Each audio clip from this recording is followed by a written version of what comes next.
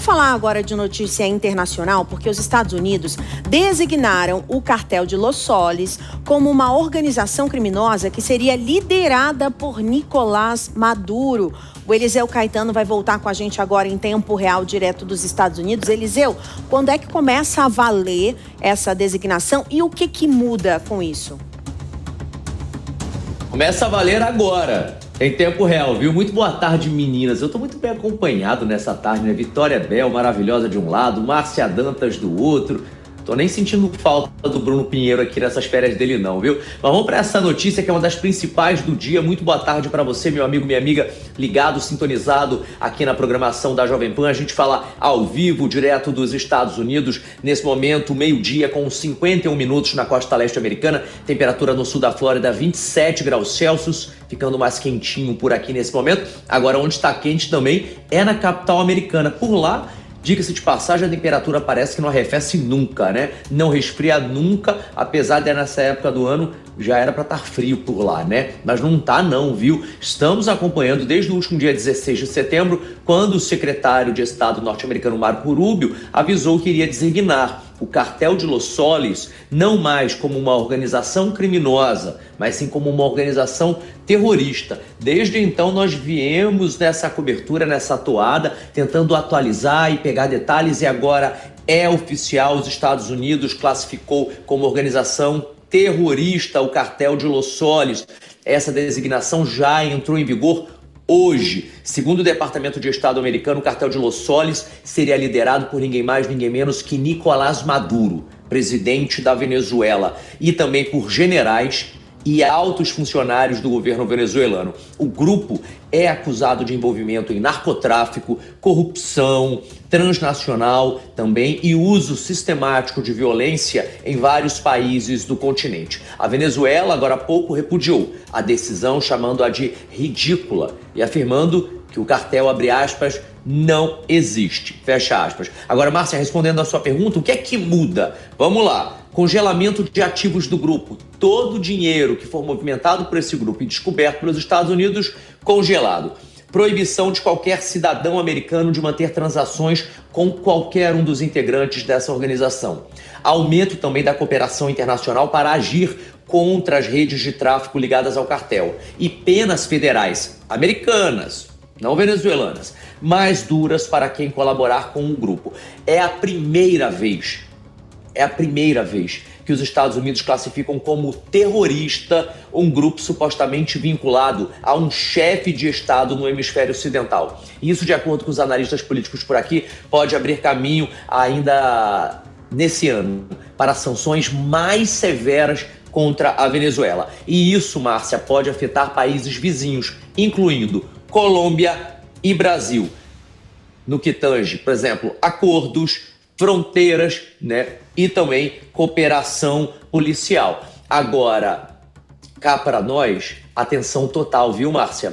Porque com essa mudança de nomenclatura, isso pode permitir os Estados Unidos, não, isso permite os Estados Unidos a realizar incursões agora por terra, ar e mar em território venezuelano. Igual os Estados Unidos fizeram com a Al-Qaeda e Osama Bin Laden lá nos anos 2000, você lembra? Aquela operação que matou o Bin Laden?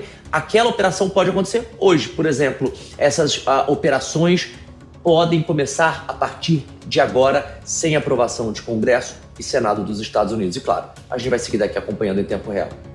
Obrigada, Eliseu Caetano, pelas informações. Vamos chamar então os nossos analistas para ver essa escalada de tensão entre Venezuela e Estados Unidos. Acácio Miranda, realmente Donald Trump está fechando o cerco.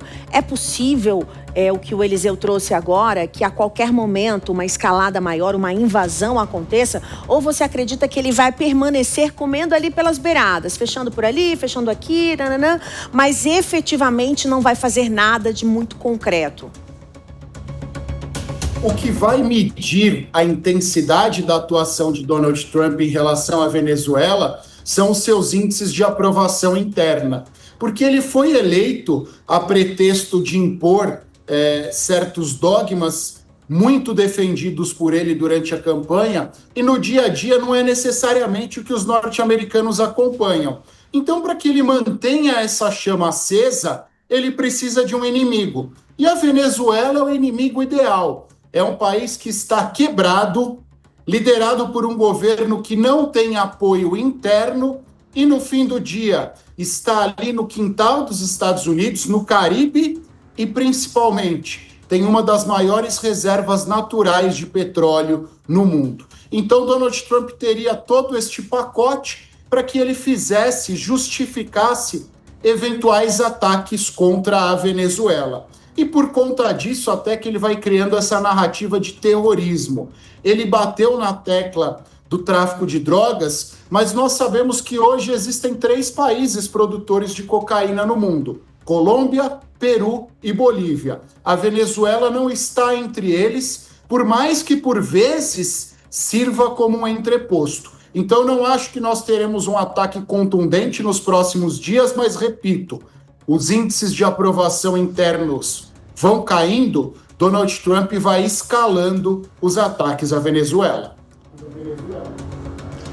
Vamos chamar também o Gesualdo Almeida para falar desse assunto, porque isso me lembra a discussão que estávamos tendo até a semana passada, algumas semanas atrás, aqui no Congresso Nacional, sobre a possibilidade de tornar as facções criminosas brasileiras terroristas. E isso, de repente, prova o argumento, Gesualdo, do governo brasileiro de que se a gente tornasse as organizações, as facções criminosas como terroristas, poderia, de fato, abrir um precedente para que governos como o de Donald Trump interferissem aqui no Brasil? Existe essa ligação, na sua opinião? Sim, sem dúvida, Vitória, existe, tanto assim que essa principal questão foi retirada do texto do projeto de lei das antifacções, né? Havia 2 riscos fundamentais de invasões ou intervenções externas em território nacional e também eventuais sanções de algumas empresas que não trabalham em países que têm grupos terroristas. Essa guerra ao terror, e nada melhor do que para aumentar o índice de popularidade de um governante do que uma pequena guerra, né? Essa guerra ao terror, ela é bem diferente da guerra convencional. Primeiro que o presidente americano não precisaria pedir, por exemplo, autorização ao Congresso. Ele tem, eu destaco aqui, 3 pontos principais que ele poderia utilizar. A primeira, captura de pessoas em nível internacional. Ele pode capturar pessoas dentro da própria Venezuela. Segundo, assim como ele matou o líder da Al-Qaeda, ele pode matar o líder dessa organização terrorista, que, segundo o Donald Trump, é o próprio Maduro. Claro, não vemos isso no primeiro momento, mas em tese é possível. E terceiro, que pode afetar o Brasil.